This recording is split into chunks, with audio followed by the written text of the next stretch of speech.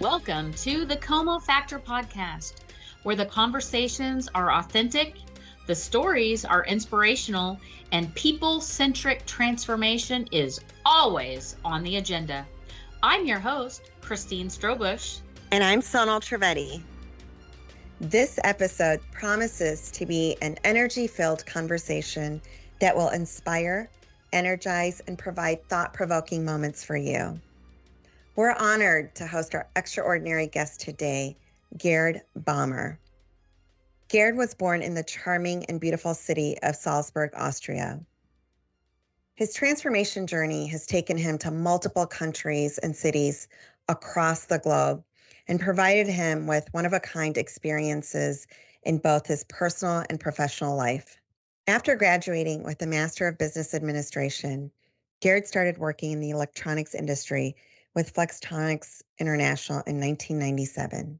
He later moved to Advantage Austria, which is Austria's official trade promotion organization. He then moved back to the private sector in 2007. Gerd headed the subsidiary of the Austrian healthcare company FABIZ and was based in Milan, Italy.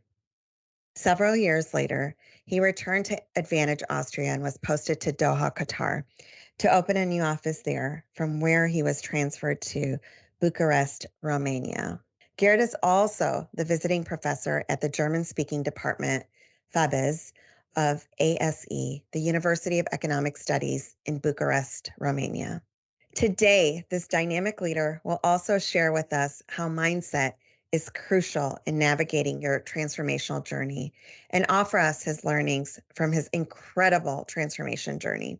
Welcome to the Como Factor podcast, Gerd. It's so great to see you again and have you on our podcast today. Hi, Sonal. Hi, Christine. Thank you very much for having me on the Como Factor podcast. Very much looking forward to the next hour.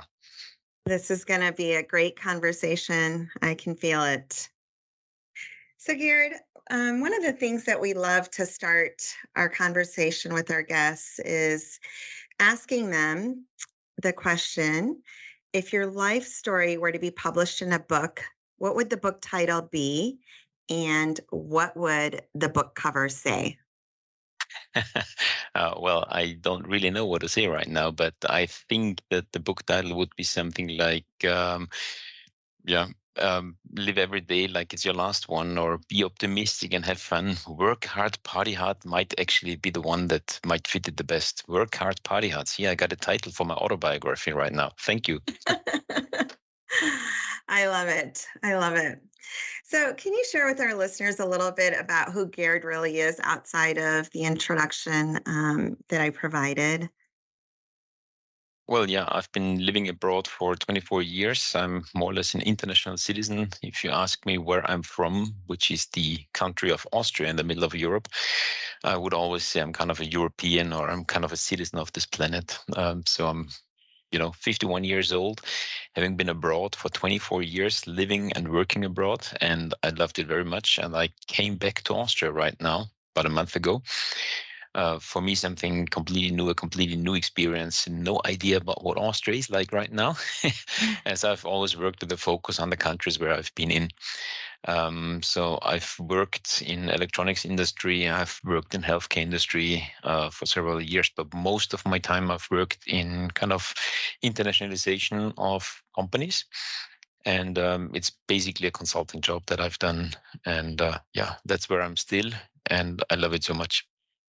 Yeah, I think you're truly downplaying how international you really are. But this man, listeners, has traveled all over the world, has just immersed himself in so many different cultures. And tell us, what's been your favorite country so far to live in or to spend time in?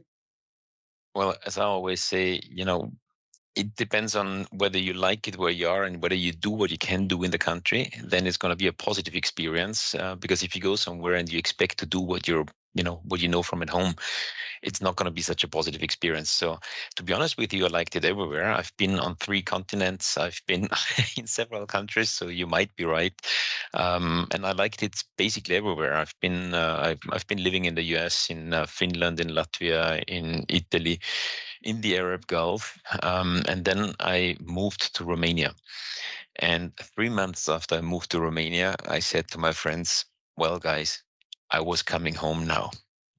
So in terms of where my heart is definitely Romania. It's definitely the country where I've, you know, enjoyed it most, kind of the combination of work and life. I had a very interesting job. I had very interesting activities besides the job. I had a big transformational experience in Romania. It's been a long time, but in terms of my heart, my personality, I really fit to Romania. Romania fit me, and this was the country where I enjoyed it the most. I love it. And I actually met you for the first time in Romania. And I would definitely say that uh, the country suits you, or you suit the country. That could be seen, yes, I know. Yes, yes. And certainly you're extremely knowledgeable about just the country, the economy, the connections you have there. It's really, really incredible. So maybe before we dive into your personal transformation story, could you tell us a little bit about what your current life goals are? I mean, you've achieved so much already, in the first half of your life, and it's really remarkable. But what's next for you? What are some of the life goals that you've got for yourself? Well, you started it as the first half of my life. I said to my friends, the first third of my life is finished now with 50. So I start the second third of my life, which is going to start all over again. It's going to be a new start. It's going to be fresh.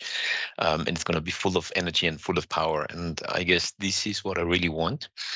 I guess I may say so. I have shown and proven that in what I do, I'm pretty good.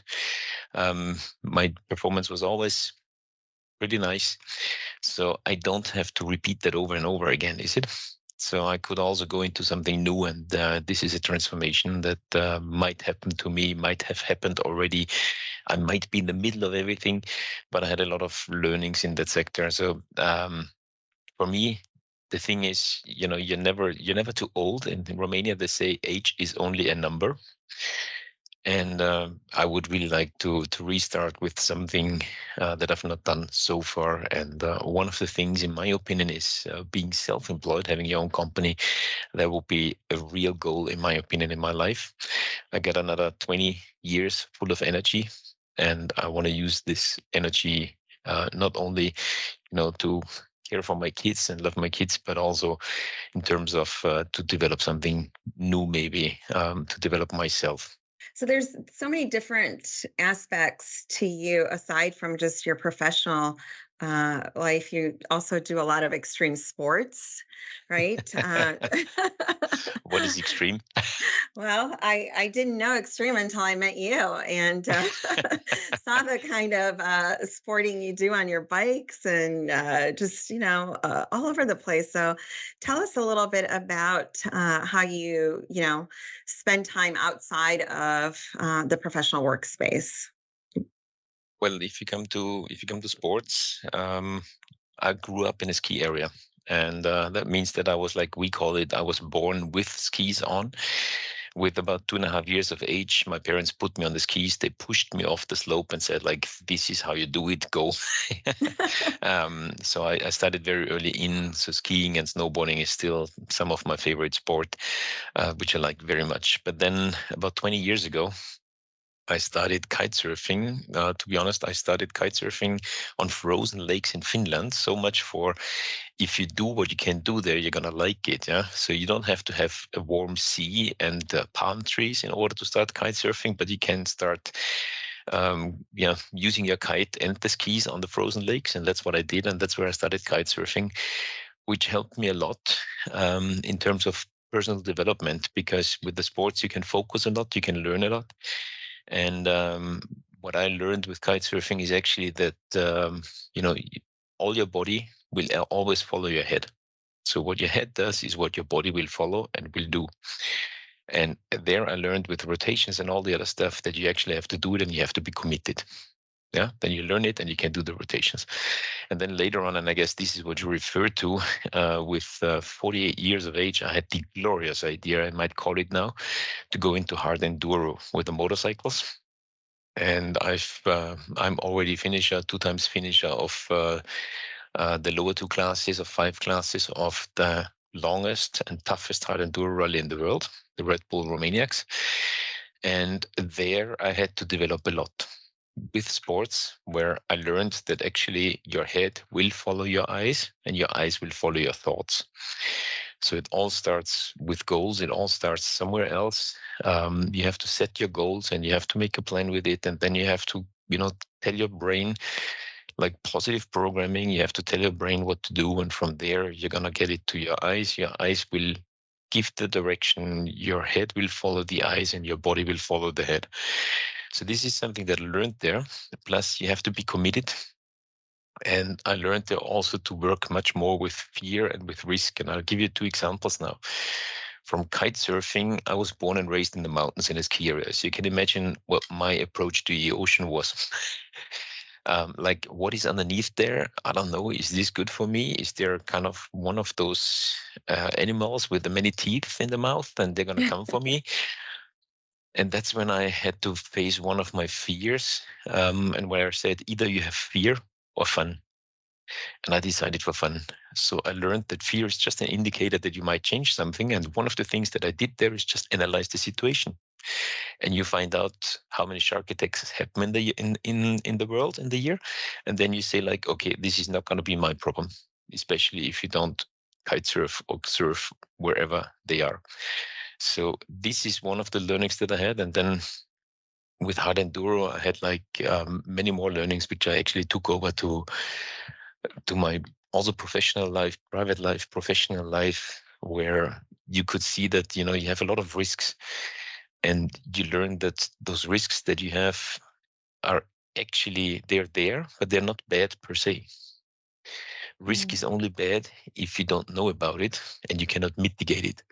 So the most important thing is focus, try to analyze the situation, try to find out what are the risks that you're facing, work with your fears as an indicator to change something, and then mitigate the risks.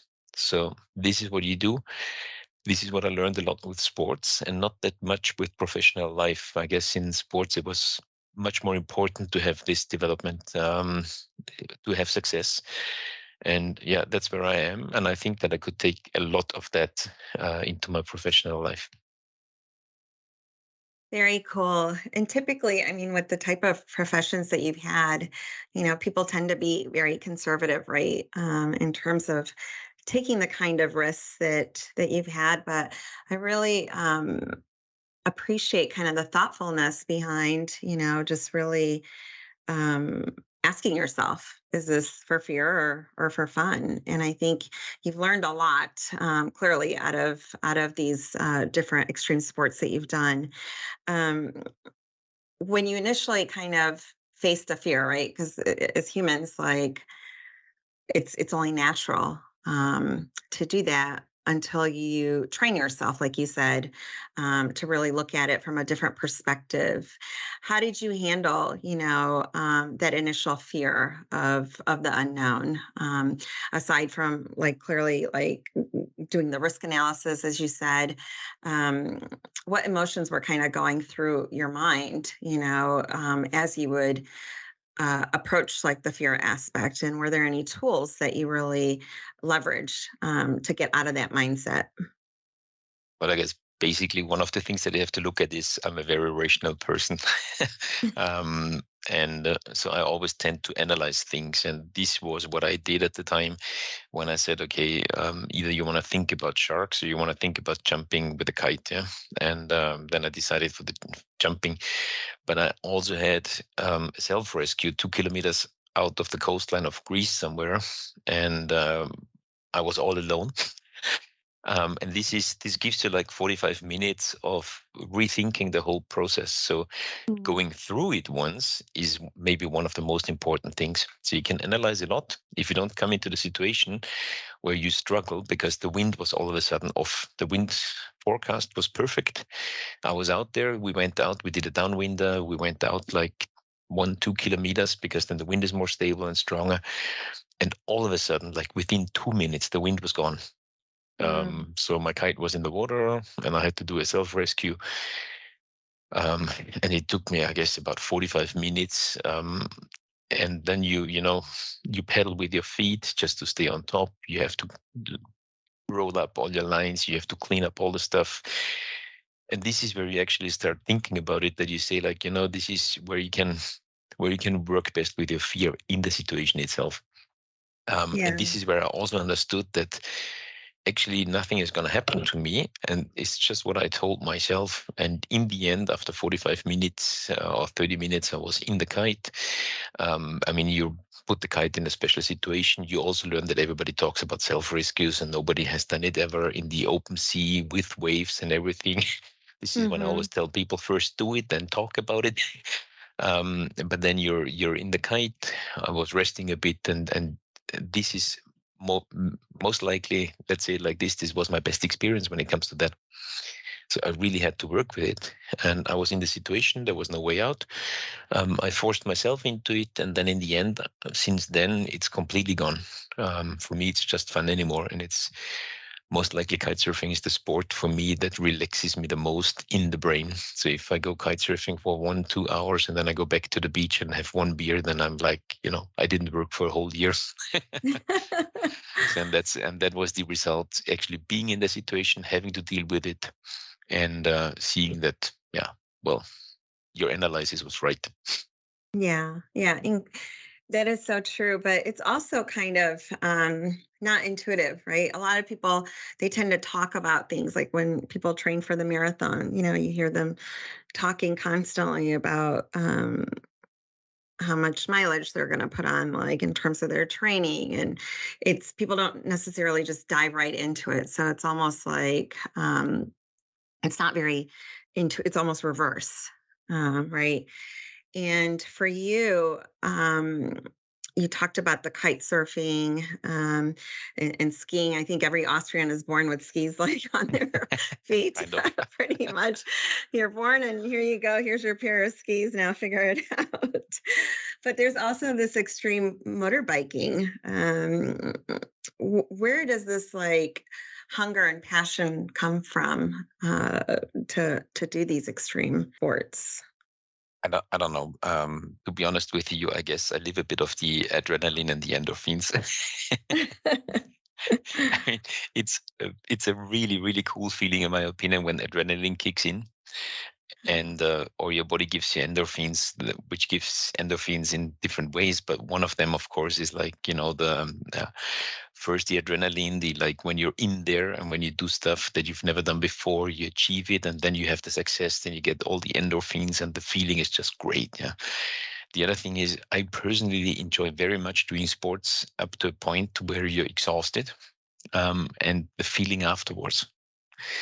It's such a good feeling for me, so I enjoy it very much. But hard enduro is it didn't come by itself. The organizer of the Red Bull Romania is one of my good friends.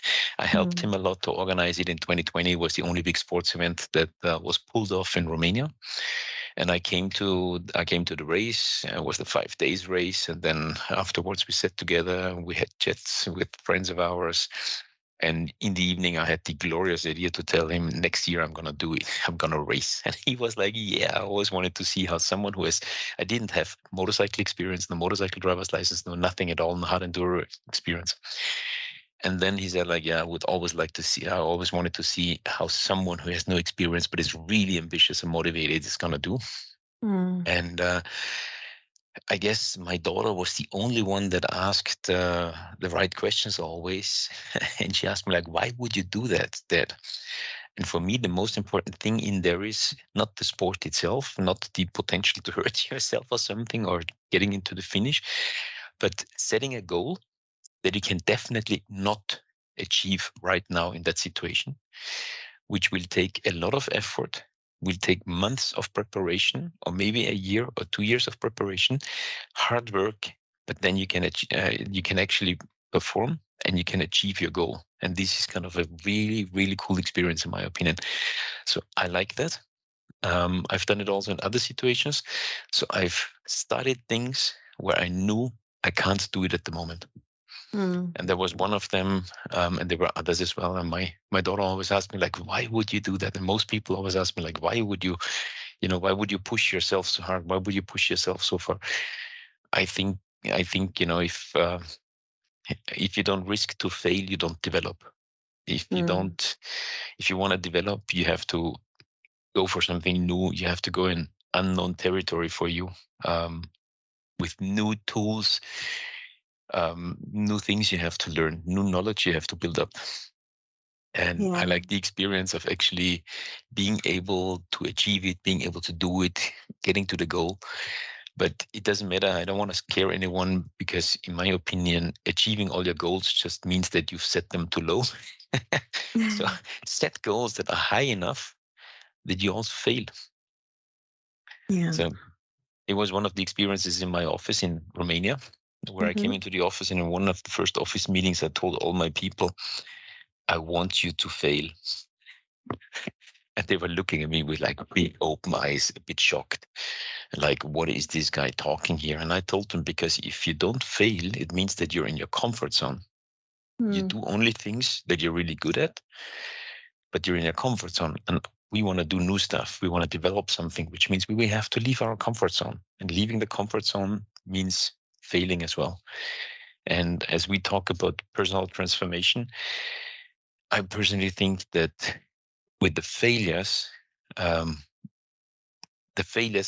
taught me much more than the successes in my life. My biggest defeats were my biggest development opportunities that I had. And I seized several of them, in my opinion. So I was always investing into stocks for a long, long time. And in 2008-9, exactly the strategy that made money before cost me money all of a sudden. I was massively angry about myself, but then I started to analyze much more, and the results in personal development that I had were absolutely worth it. Every penny that I lost. As weird as it might sound. Are there any tools that you use? Because it's hard, when you do face like such challenges, right? And I mean, obviously, you're absolutely correct in saying that, it makes you stronger, more resilient. You learn from it, you move on. But sometimes too, our natural emotions take over. And how, like, what are some tools or advice that you would give to our listeners that are maybe, currently embarking on something challenging and difficult, and maybe haven't quite hit that success, point yet? What tools would you offer them to be able to navigate that and be able to stay calm and patient? Do something, get the aggression, get the energy out, and then focus again on something positive. Try to see something positive. But face the situations. Don't run away from the situations. Face them. It doesn't mean that you have to go through every situation. It doesn't mean that you have to learn everything, but you have to feel comfortable. And sometimes maybe also, I don't know, reflecting more about it or reading about it helps a lot. When I started reading about Bob Proctor and the higher faculties, and he started with intuition, will, and so on, perception, and you think about it, and you project itself to yourself. You reflect about yourself, which is like, we don't do that way enough. We do it very little, actually, reflection about ourselves. And then you hear about, or you learn about the intuition and the will, and then you find out that you're actually a very intuitive person with a very, very strong will, a very strong mind. If you're aware of who you are, I guess it's much better to use all your abilities, all your positive sides. But we talked about the transformational process, and how we got into talking about everything before actually the podcast was that I have done a program in a sector where I've always been active since university. I've always done a lot. I had my successes, had a lot of successes. I had setbacks, several setbacks. I had the opportunity to learn a lot. But, I did not reflect enough about myself, my development. Why do I do this? And so I did a 4-month program, which was actually a factual program about something where I wanted to develop my professional skills, as I thought that my skills are unprofessional. And what I had to find out is in that program about professional skills, it was actually a learning journey for my self-awareness. And you just recently completed that program, right, Gerd? Not too long ago. Kind of June, yeah, mid of June. Yeah, which is amazing because a man of your experience and just again, worldly knowledge and, even just like the roles that you've had in the past professionally, as well as just navigating some of these personal things, to be able to have that light bulb moment to, say to yourself, like, I want to work on myself further and develop myself further is just pretty incredible and very humbling, quite honestly. So, what prompted you? How did you get clarity that you needed to perhaps, do this type of work? Like, Because I how did you get that clarity? clearly, because I tangled up in discussions. I tried to explain people why I do this and that, and my explanations were neither good enough for them nor for myself. I said, I don't have an investment thesis. I do it this way. I do it that way. I invest into people. I invest into business models. This is what I trust in, but I could never properly explain it. So I did the 4-month program, and since then I can clearly explain to you what I do, why I do it, why it is like this, and that it has always been like this. So it doesn't mean that I changed all my approaches. I Hmm. changed my character, my personality, but I finally understood how it works, how I work with certain situations. Yeah. So it was actually discussions where people always asked me, why? Why do you do it like this? Why do you do it like that? What is your blah, blah, blah? And I was not able to satisfy them with my answers, but I was sitting there and I was actually not able to satisfy myself with the answers. And that's when I started that program for professional skills Hmm. and found out that it was not about professional skills because they were kind of okay.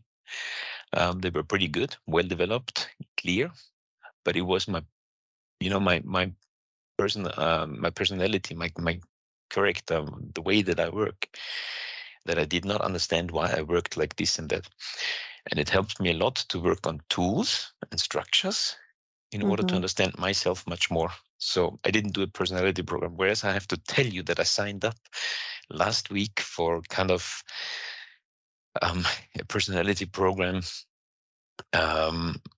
which in many hours will tell you who you are as a personality. So I got much more interested into the topic because I see it also as an opportunity. I see it as an opportunity of behavioral change.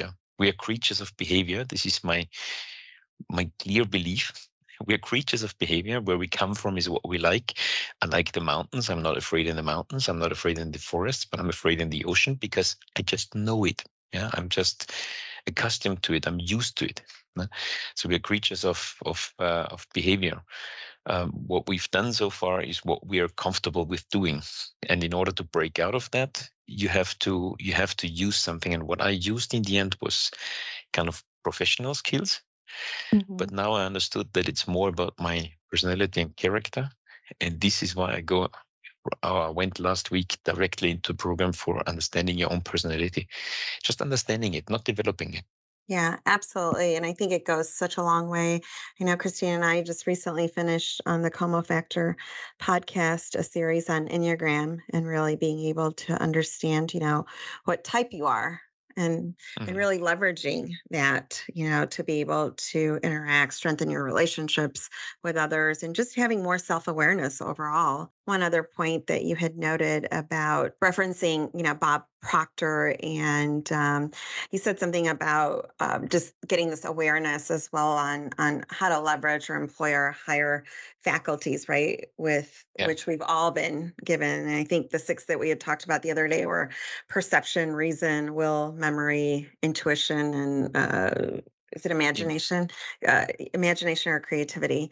Tell us a little bit more about how that has come into play as well for you. Well, the point is actually that we always talk about the 5 senses that we have. Yeah. be it the smell, the haptic, and so on. And we never think about the rest. I obviously gained a bit of life experience by now, as I had enough time to gain life experience, enough years. So I found out that the big and wrong decisions that I took in my life, I always took against my intuition. And it was only twice where I had a big decision where I said, okay, that decision was wrong. But before taking the decision the wrong way, my intuition actually told me, it's wrong, don't do it. So I still did it. I had my learnings. And this was why I worked a lot with intuition, so to say. I read about it. What is intuition?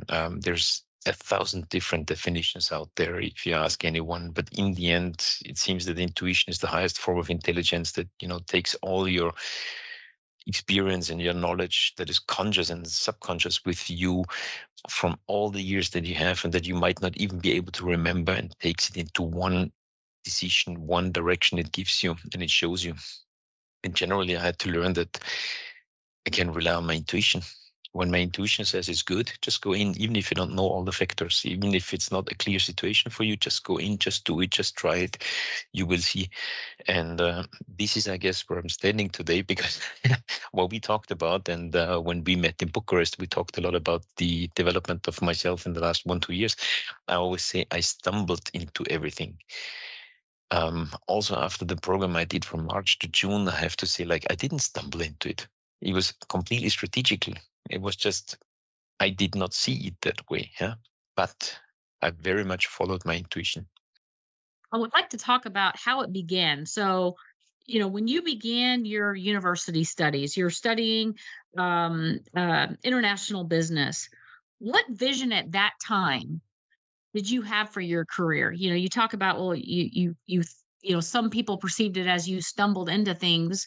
Now you have this clarity that no, that's not the case. You're very highly in tune with your intuition. But I'm curious, what was your vision back then when you started university? I mean, the one thing that I always said is I want to go international.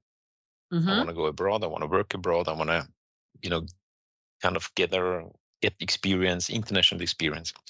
This is the only thing I always said. I never aspired to a certain position. I never aspired to a position as a managing director, as a CEO, and so on. So that was never a goal for me, because that's kind of just the name for a function that you have. For me, it was much more important to go out, go international, and learn something and see different things. So if you look into my CV nowadays, you might say that my CV is not very typical.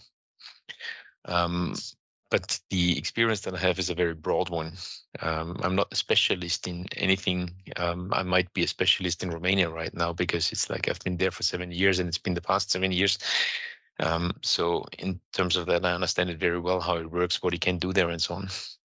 Yeah, I mean, you're definitely, I hear this. I mean, you're absolutely one of a kind, and you're embracing that. And I see that kind of as an outsider looking in. I see that holistically in your life. You say, "Oh, I want to experience international," and then you say, "Oh, I want to, learn to ride a motorcycle competitively," and you do both of those to the absolute maximum. I thought I was doing pretty good living abroad in 2 countries. I mean, how many countries have you lived in Lived in or 1, worked in? 2, 3, 4, 5, 6, 7, 7. I guess that's the ones that I've lived in, and I guess about 20 I've worked in. Yeah. So you So you take I've been. everything. Yeah, it's all to the maximum. But listeners, I mean, for our listeners here, life is so short. You've got to make sure what you're doing is something that you enjoy. If you're getting up every day and you hate your job, you hate your boss, whatever that environment is, maybe this podcast will inspire you to think of a different path. Yeah, but one thing that is really funny for you now is, and I see myself as talking really calm. That is a development that only happened in the last half a year, I guess. Ah, I was always much more, I was boasting out and bursting of energy. And I guess also with what I've done in the last half year, I understood much more that you have to, you have to use your energy wisely and be even more focused than I always was. yeah. Okay, I like that. I mean, I'm hearing the energy right now. So if this is a toned down version of energy, I'm even more impressed. Let's Even go. more impressed. Let's do it. Okay, so you start your career, you know you want to be international. Could you tell us maybe a story about one of your early opportunities where you jumped in and just said yes, and you're so glad that you did that because that decision changed the course of your life? Well, one thing that I've done is, I don't know, I'm a huge fan. I don't know if we're allowed to do advertisement here, but I'm a huge fan of BMW cars. I really like Mhm. the cars. I really like what they spread, the dynamics, the energy they spread, and so on. So I always said I want to work with BMW. And I studied at the university where at my university studied the business administration studies. We had to do a practical semester. And I always said, so we had to do an internship. And I said, I'm going to do it with BMW. That actually happened, and that was a complete game changer. So I went to BMW, to an engine factory in Austria, and I said, I want to do it here. They had an interview with me. Obviously, I was very determined. He said, like, you really wanted to do that. Uh-huh. And I said, yes, that was the case. And when before they let me go again, they said, like, actually it sounds very interesting, but it's not right now as you think, but we would like to have you in half a year. And I said, no problem at all. Not knowing what I say there, not knowing what I do. So I went back to my university, met a friend of mine. He said he's going abroad for half a year.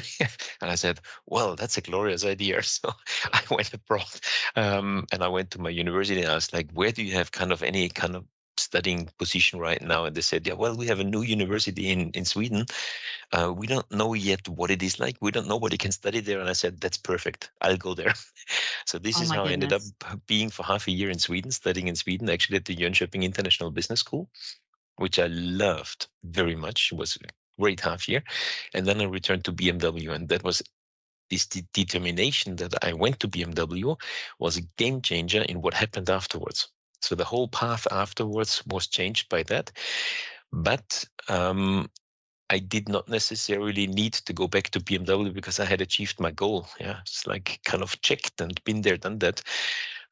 So I did not have to go to BMW in Munich or something like that. But it was a game changer in what happened afterwards, and how I got from my university called me back. I've done a pretty cool project there because all I thought was like, you can't do anything that is like normal. You have to do something that is a bit different that raises attention. So that's what I did. So my university said, that's so cool, you have to present it. So I presented it at university, and coming down from the stage, from the presentation, 2 companies offered me a job. Oh my gosh. So all of that path, one thing leads to the next, and just be open to it. I love your story. I mean, you're so young. You would have been in your 20s, I guess, I'm when 29, yes, 29 yeah, plus.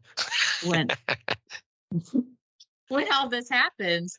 And do you ever, because I just see you and it seems like you have this proclivity to just say yes for all these adventures. Do you ever have self-doubt about, I mean, you mentioned the 2 times when you went against your intuition, but other than that, do you ever have self-doubt, or are you just innately, you have clarity, you see that it can be successful, and you jump in and you create that success?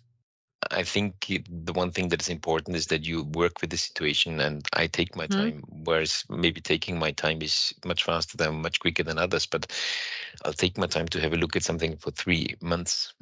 And I can also do something for 2 years and then take the decision on spot after 2 years to go deep into that.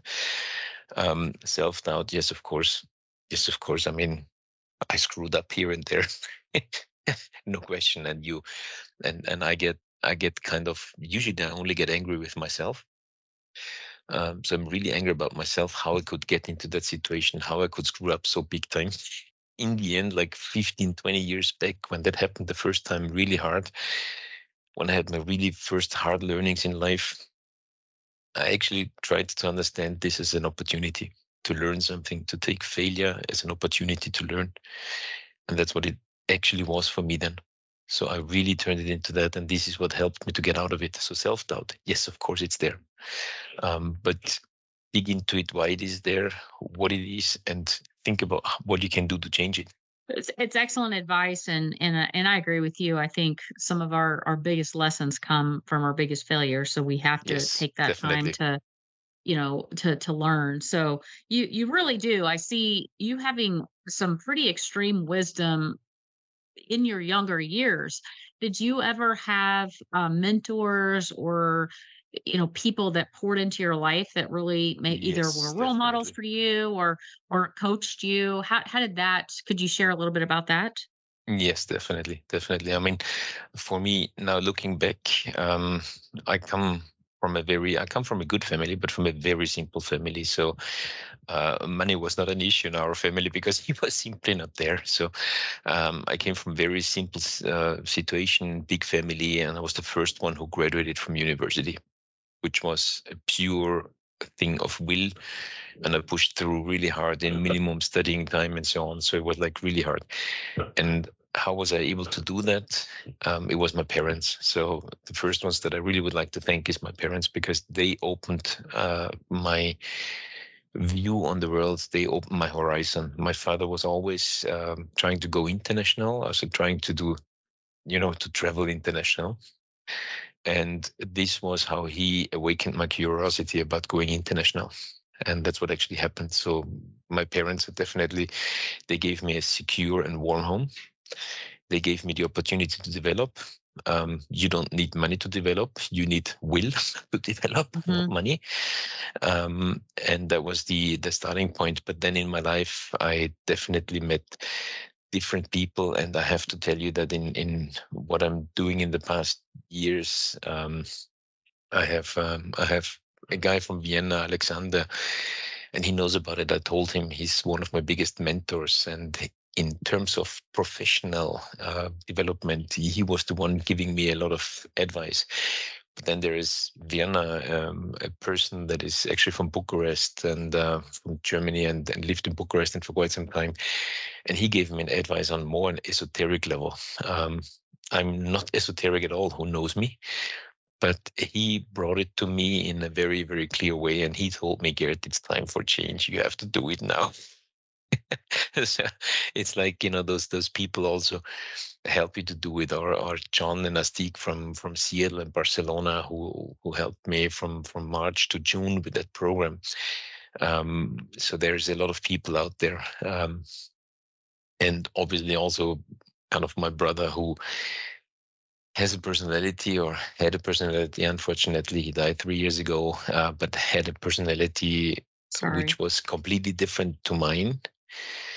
And looking back, I can learn a lot from him. So, but you can achieve a lot. So yes, I had a lot of people around me, or several people I actually talk with every 2-3 months, and I really ask for advice. And they are not, they're not yes sayers. So they don't tell me what I want to hear, but they really tell me what they think in that situation. That's a true friend will tell Yeah, you what you need to hear, not yeah. necessarily what you want to hear.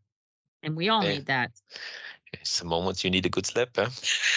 Yes, exactly. So And so you've got mentors, you've got people around, you've surrounded yourself by wise counsel that is going to tell you what you need to hear.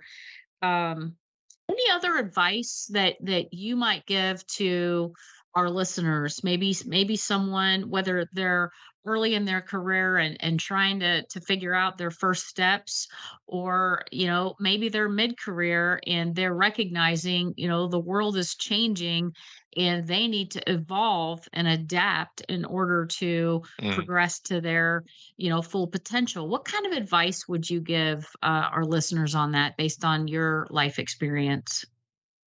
Well, what I've done professionally and also in sports, and especially in the longest and toughest hard enduro race, um, what I've always done, I've talked to myself. So I just recommend to anyone to look into the mirror, talk to yourself. If you need it, start talking in the forest, because that's what I did when I did the race, where I was completely exhausted and it looked like you're never gonna come to the finish. Um, it's called positive programming. Just Mhm. program yourself positive. Think positively about things. Look forward to what you can see. If if right now if the going is tough, they say the tough gets going. So if the going gets tough, think forward, think to where you can, where you will arrive, the good moments that you will have afterwards. And with the same thing, say to yourself that you've learned something today again. So it was a good day, and the day was not in vain. So I think it's rather positive mindset. If you have a positive mindset, you can achieve something. That's great advice. Thank you. Thank you so much. Gerd, as we're winding down, I just want to ask you if you could rewind the clock to a younger version of yourself, maybe Yes. 20 years ago. And that's going to be, very young because you're only in the first third of your life right now, or you just finished it. So if you could rewind that clock and you could write yourself a postcard, what would you tell your younger self and why? Well, I would just tell myself the future is bright. Go for it, and more or less indulge in your feelings, in your wishes, in your dreams. Don't get stopped by anyone. If you ask me today, I would maybe to take two decisions in 51 years of life. I would take two decisions differently, and one of the decisions is definitely if I could redo it at university time, I would have founded my first company. Clearly, that's the only thing that I would have done. Even if I would have, really messed up and created a big mistake, big failure, or whatever, I would have done it. And I should have done it. I think it would have been good for my development. But don't regret, because it doesn't help you. Your past is your past. It's behind you, so you can bury it. But the past shaped you. But I think the only thing that you can shape right now is how you are in the present, and how you shape your future. So just go for the future. So the only thing I would do is be more experimental. And I think that definitely my very best presentation, and I've been 50 to 70 times on stage in different ways every year. So I think one of the best speeches I ever gave, and I gave it twice only so far, was about growing up and being mature. And growing up is more or less the young kid with a curiosity, which always wants to see something new, but being mature is being respectful and all the other factors that are there. And I think, keep your inner child. Play. Don't grow up. Do not grow up. Just be mature. Act maturely. And I think this is one of the big advices for me. And everybody who knows me personally knows that there's still a kid in me. My mom always says to me, Gerd, when are you finally gonna grow up? And I always say to her, hopefully never, Mom. Oh, that is beautiful. Well, thank you so much for sharing all of this. I'm really excited about this episode. There's so many nuggets of wisdom in here, and you've given all of us something to think about. And I love this. We don't need to grow up. We need to be mature, but not to lose our inner child. And if I recall, you've got a book coming out, Work Hard and Party Hard. What's the date of that book launch again? Well, let's see. I guess I have to fill it with more life, with more content, with more chapters. And we're only at chapter 11, and I guess the book has 18 chapters now. I don't know. We will see. I guess writing an autobiography, then you have to have a certain position in order to do it, in my opinion. That's the one thing. And the second thing is you should actually do it rather towards the end of all your achievements and not in the middle of everything, because it sounds so final, so like closing everything. Yeah. And I'm not doing I see that. Okay, well, one day when this does get published, and I have no doubt with the way you work, it will get published and it'll be like a bestseller. Sonal and I are going to request right now that we get a signed copy. Of course you will. Of course, there's no question about it. Okay. All right. Well, listen, thank you so much for your time. Gerd, you definitely have the Como factor. So keep letting it shine. Thank you very much. Thank you for listening to the Como Factor podcast today. We hope you got something out of our time together. If you've enjoyed today's episode, please follow us on social media, share it with your community, and give us a like. That's all for today. And until next time, don't forget that you've got the Como Factor.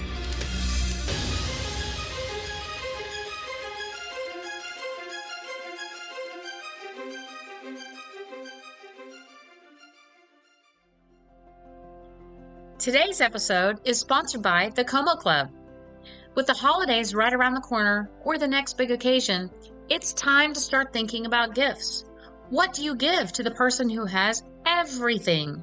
This year, give them an experience that they will remember forever. Murder at the French Farmhouse is a one-of-a-kind murder mystery game created by Como. This premium game transforms dinner parties into thrilling, immersive experiences that people will remember for years. Visit thecomoclub.com and use promo code PODCAST to get 15% off your order today.